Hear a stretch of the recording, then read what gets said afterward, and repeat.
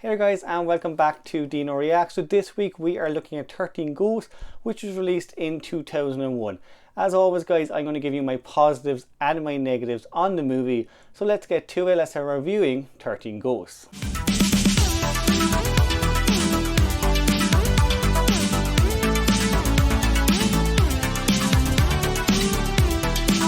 So 13 Ghosts was released in 2001, stars Matthew Lillard and Shannon Elizabeth.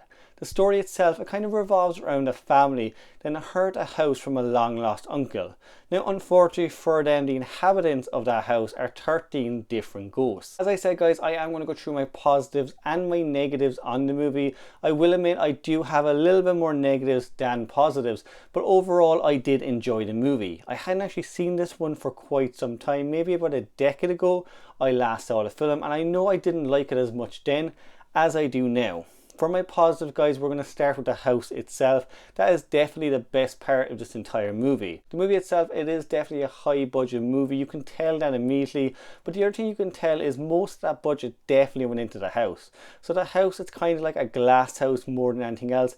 But it has different mechanics and features throughout that are really cool and interesting. It does remind me a little bit of House on Haunted Hill, which would have come out at the same time and was also a William Castle movie originally. I will say though, the look and feel of the house are brilliant. You can tell a lot of work went into the design and makeup of it itself. The ghosts, on the other hand, I have a love-hate relationship with. They are definitely my second positive because I do like some of the ghosts. The angry princess in particular is probably my favorite just because she is the scariest and creepiest one in the whole movie. But I also like other ghosts like the jackal, and I like that each of the ghosts have their own storyline. They all kind of have their own backstory.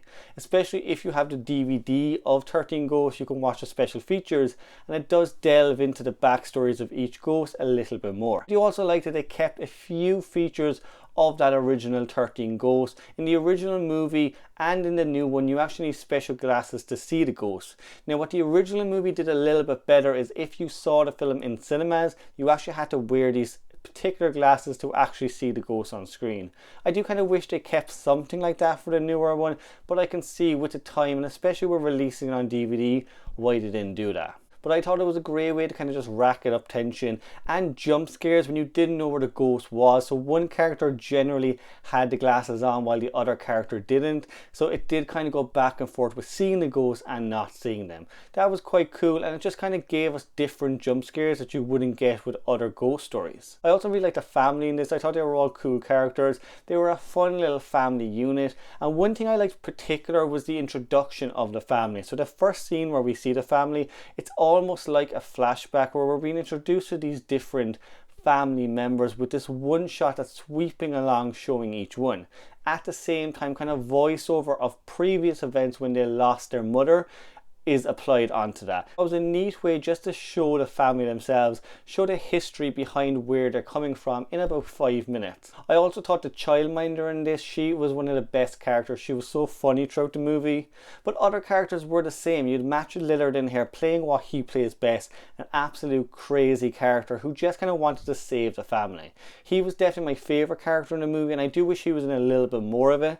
But just the scenes that he were in, he did everything he could to elevate that character. And even when you kind of found out who he truly was and what he had done in the past, you still liked his character and wanted him to get out of the movie alive. My last positive for what we get of them are the kills in this movie. I'll admit there are not a lot of kills. Most of them are in the start of the movie and the middle of it. There is one character though where he kind of gets sliced in half, and that kill alone gives the kills in this movie a huge positive. Now on to my negatives, and as I said, there are quite a few negatives with this movie. Although I do really enjoy the ghosts in the film, there are certain aspects of them I didn't like. For one, not every ghost is fleshed out as much as others. As well as that, the costume and the makeup wasn't great.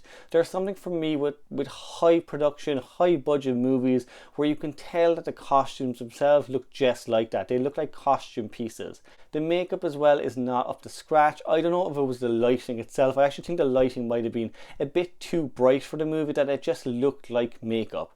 Certain ghosts in this movie, it's meant to be kind of skin crawling off their face or flesh, and it just looks like it's painted on. Another negative is certain characters go missing halfway throughout the movie and they're not really seen again. Shannon Elizabeth in particular, you know, she is billed as being one of the bigger stars in this movie, and halfway through the film she gets captured and we don't see her until that final act.